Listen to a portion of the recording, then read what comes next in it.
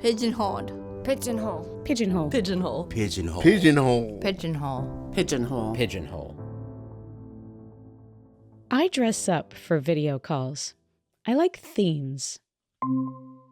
Hi. Well, hello there. Here is my shirt. It says exhausted. I like your shirt. Thank you. It's kind of 80s beach vibe, little sunset colors. I have a shirt that I think you would really enjoy that I'm not wearing today, but it says introvert, but always happy to talk about accessibility. I saw it on your Instagram. Where did you get that shirt? I'll send you the information. I'll see if she still makes them. This is a great shirt. Now that we've dealt with wardrobe, I want Sarah to set up her photo exhibition, Our Body is a Clock. I've seen it in person. I asked her to pick any photo that's on the walls at Blue Sky in Portland and describe it. A horizontal rectangular image. In the center of the rectangle is a white woman from the bottom of the rib cage up. Only the top half of her body can be seen. She's facing away from the camera that is capturing her likeness, but her head looks back toward the lens so that she is gazing right at me. Both arms are stretched outward away from her trunk. One in the foreground holding an electronic medical device that tempers how quickly an IV drip will enter the body. And we can see on that hand that holds the IV pole that the IV line is inserted into her forearm. The other arm outstretched behind her body, further away, holds another IV line similar to the one that's powered on and allowing the medical drip to flow into her body. But this one on the far right of the frame is not powered on. It is just a decorative element in the horizontal picture. The room is cast with this warm yellow glow that only a beautiful fluorescent overhead light can imbue within a space. Everything else holds this yellow glow because nothing can be balanced correctly once that overhead light touches it. You can imagine that this is an infusion suite because there is a fabric curtain visible in the very background of this horizontal rectangle. I understand this fabric to be ubiquitous for these environments. It's like some sort of milkweed decorative motif on a yellow piece of fabric that's meant to feel calming or soothing, but for this viewer, it feels maddening and crazy and not relaxing at all. The last detail perhaps worth sharing about this image is that there's drop ceiling, also not very comforting, that you can see just at the top of the frame. I don't know if you see, I was trying to act out the description you were giving, trying to get... I saw. I really liked it, but each time I'd glance at you, I'd start to feel like, wait, which part of speech am I speaking from? Like, am I the maker as I'm narrating? I don't know. When you were describing somebody, and you, Sarah, were the viewer, even though it is you, Sarah, in the picture. There are about 13,000 pictures or so in this project as a whole. And in order to start working with them in any productive capacity, I can't look at the figure in the picture as myself at all. Each time I try and work on the book, which is the thing that I hope to make, I have to try and create this separation of me talking and looking and the person depicted in the photographs.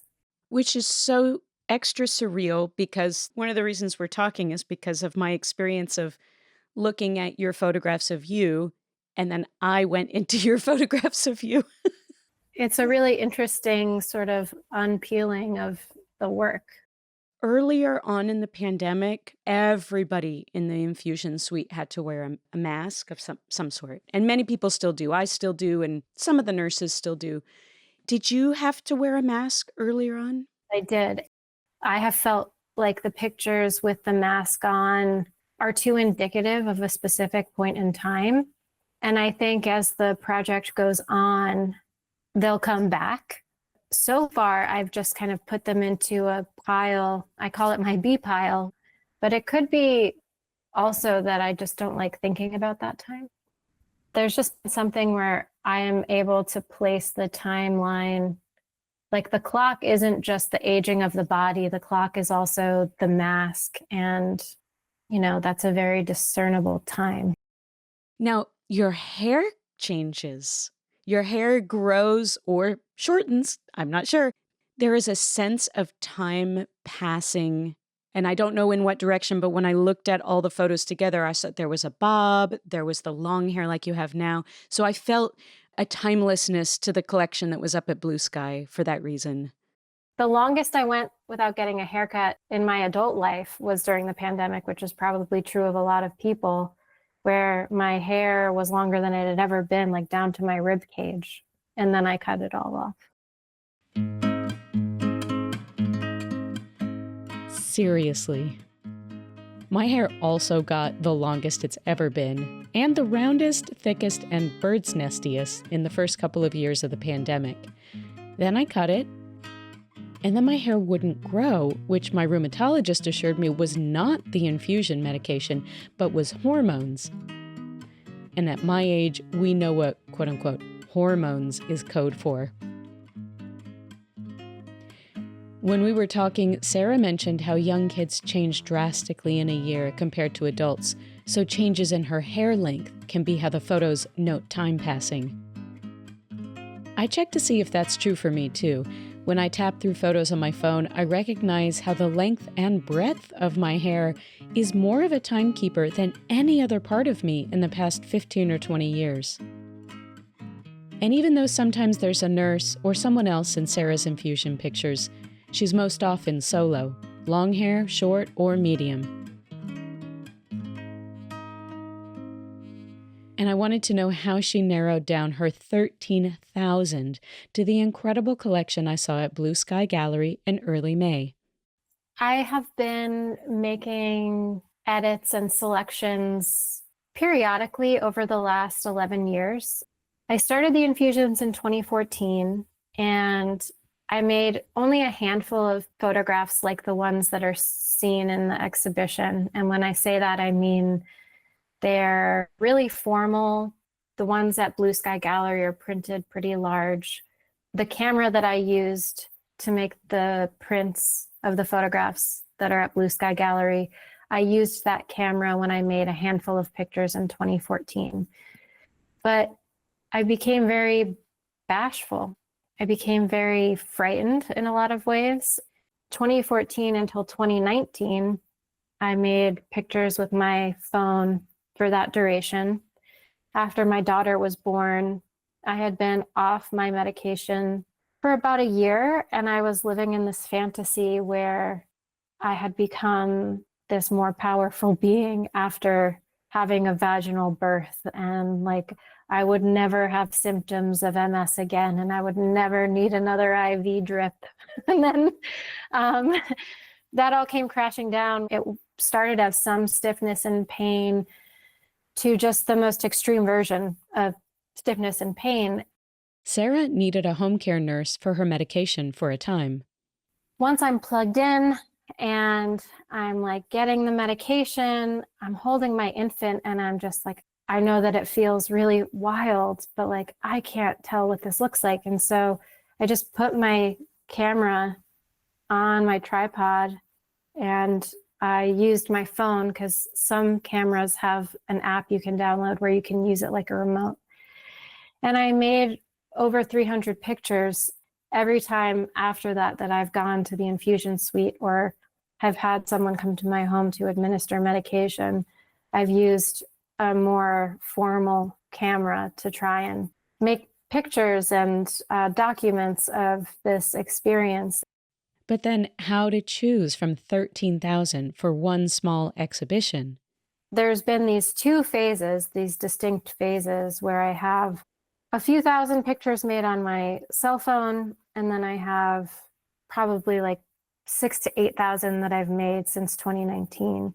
And some of them are just bad, like they're too dark or they're too bright. Some of them are very easy to say, not these, because I don't like the way I look, or something more superficial like that.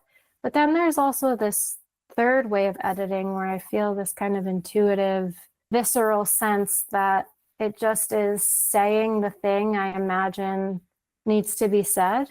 So for this show in Portland, which is the first time I've ever shown the work, I just thought, I'm going to leave that off, those cell phone years, and I'm just going to try to create this feeling. They are stunningly all very different, even though they still center around you and facing the camera, because sometimes you're looking over your shoulder, sometimes your whole body is facing the camera, sometimes you look relaxed. I don't think you're smiling in any of them. None of them that were in the show include me smiling. There are some in my 60 picture edit that include smiling. But even a resting face isn't necessarily an unhappy face. I know that's not what you were implying. When I switched infusion sites, I asked someone with authority if I could still make these pictures. And I was later told by someone else that this was meant to be a joke, but the person I asked said, "You can make pictures if you smile in them."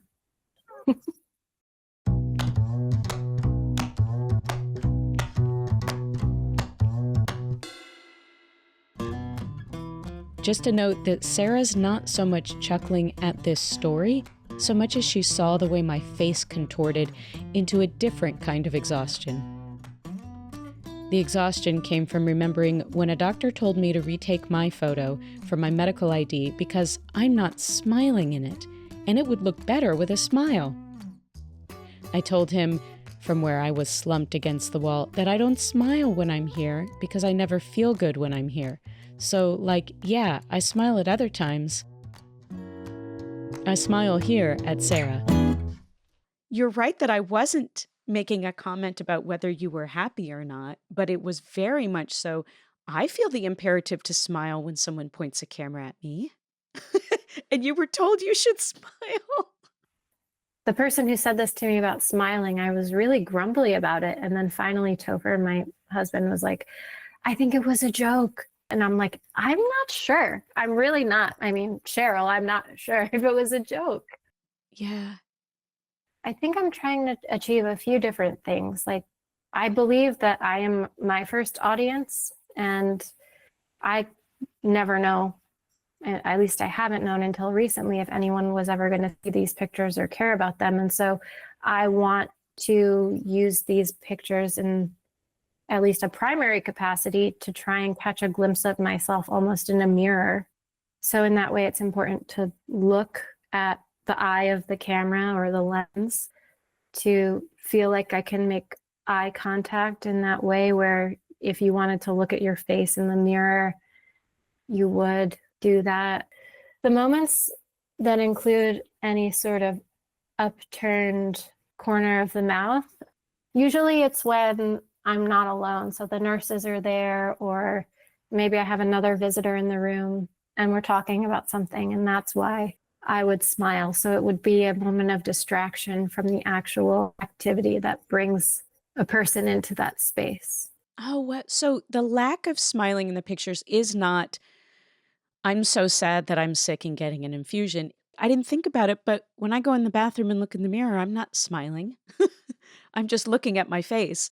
I've been showing the work to publishers, and I've been pitching it to galleries who might be interested in showing it.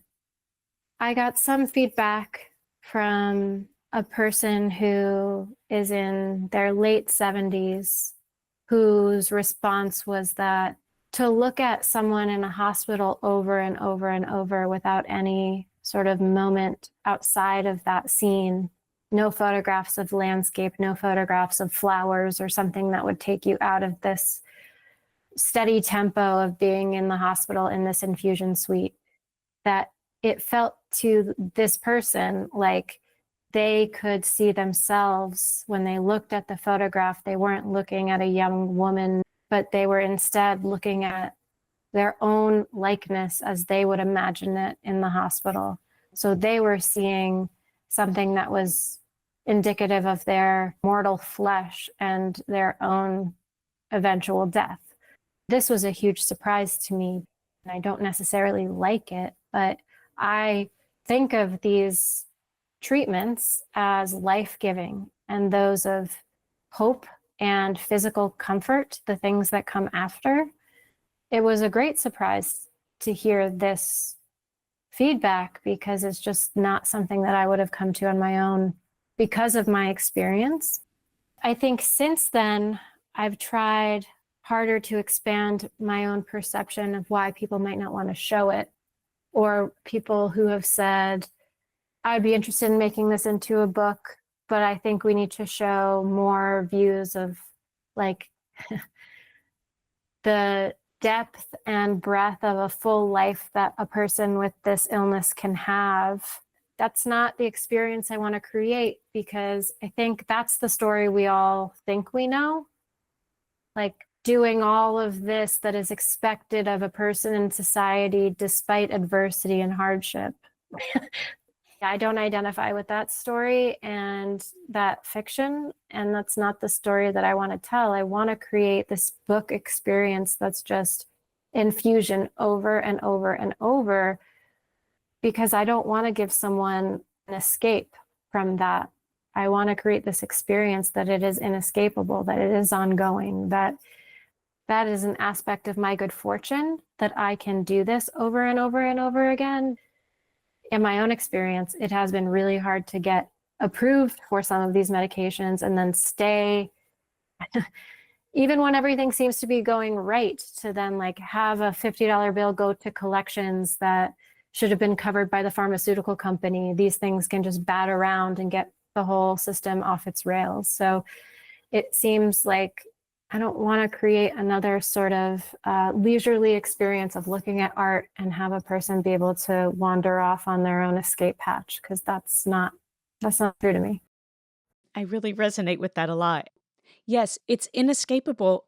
And like you were saying, the experience of receiving the infusion is the experience of receiving relief.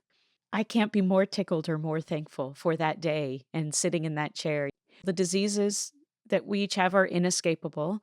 The need for medication is there, but the medication is great. Yeah. I mean, it's truly an oxymoronic thing. It is. It is.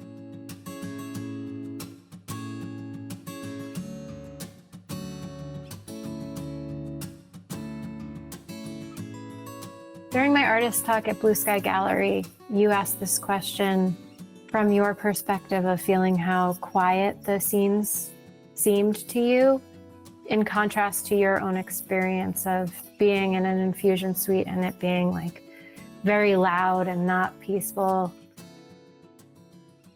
I loved that response because in a lot of the photographs that I'd made before really turning to self-portraits, people would look at still lives and I suppose landscape pictures that I'd made, and they would say like, oh, the volume of this photograph is so quiet, but that wouldn't feel like a compliment. It would feel like an appraisal of something more on a personal level rather than just something about a piece of art or an image, which perhaps says something more about me than it does about the person who made those comments. But before the infusion pictures, it was almost like I wanted everything I made to have a louder presence or a bigger presence. But not until I heard you make that comment about the infusion suite photographs feeling quiet did I really understand that it is that sense of a sort of sound erasure, no more sound, quiet, that I like about those pictures, that I can do that. Because those rooms are not quiet at all. There is no soundproofing. In some cases, there's like multiple televisions whose sounds are at war with each other, just sort of sound waves drifting across you. And there's no privacy. You always kind of know somebody's business. It seems like most people don't mind.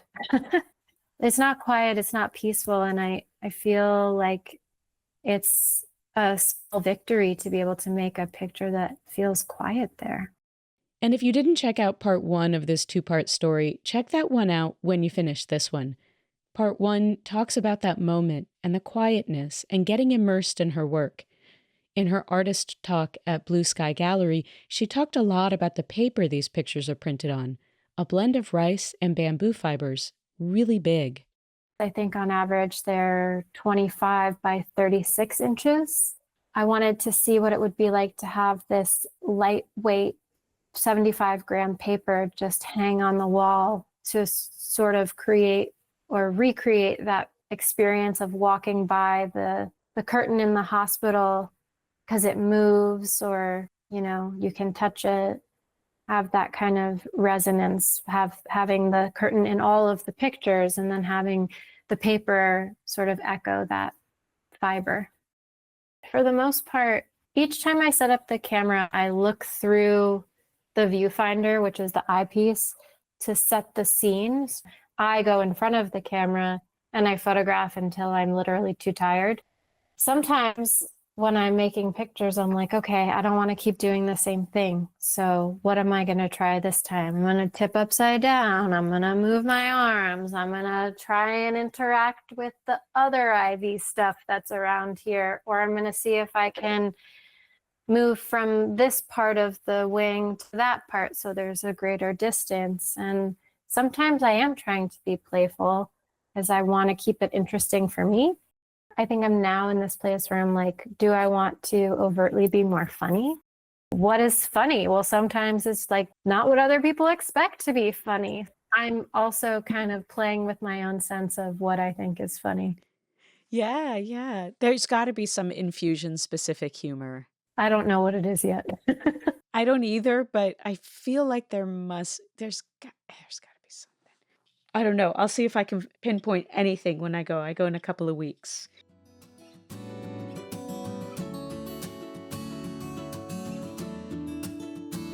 Well, I went for my infusion and I still can't think of any infusion-specific humor. But I'll wrap up by describing an interesting painting. There's a picture of the painting in the episode's blog post. It was hanging at a different hospital than I usually go to, and I was there for something unrelated. The left and right borders each have 3 colorful ribbons twisting loosely around each other as they float down the sides, reminding me a little bit of strands of DNA. In the center is a circle of 6 dancing stick figure girls in single-color dresses, 4 with pinafores. Each girl holds a ribbon the same color as her dress, purple, then green, yellow, blue, red, and orange. The ribbons are attached to the top of a maypole that they're circled around, and they've only just begun twisting as the 6 girls twirl around the pole. They dance in a lovely green valley with rolling blue hills and a snow-capped mountain in the distance. 6 birds that look like ravens fill the sky. Some are soaring, some look like they're dive bombing, but it still feels very playful and sweet. I was captivated, flooded with joyful memories of my own maypole dancing experiences in public elementary school. I remember thinking as a kid, wow, these non-Jewish people have great dances too. I snapped back to the present when it was pointed out to me that the ribbons attached to the top of the pole that course down to the girls' hands look a lot like the IV lines that course down from the IV pole and affix to Sarah's arm in her photos. To the right of the maypole painting and under blaring fluorescent lights is the door to the infusion center, which really was a chance find. There are caution signs in the window, one warning people to open the door slowly, and the other warning people that the door is automatic. I admit I was stumped by that for a little while, but I can't find a joke in it. I'm standing there, looking back and forth between the painting and the heavy door that leads into that loud room with the exceedingly comfortable chairs and the maypole-style IV poles. I don't know if placing it there was intended to comfort infusion patients specifically or not, but I let the painting shift in my mind from a childhood dance party to some kind of weird group infusion session that can be done while running and dancing, and I'll admit I did have to chuckle just a bit. Sending my appreciation to Sara J. Winston for her exhibition, her book, her artist talk at Blue Sky Gallery, and for chatting with me. Wait a minute. Hang on, Sarah. You really have a wonderful way of infusing your photography with your heart and soul, for which I truly thank you. Every episode is transcribed. Links, guest info, and transcripts are all at whoamiitostopit.com, my disability arts blog. I'm Cheryl, and this is Pigeonhole. Pigeonhole. Don't sit where society puts you.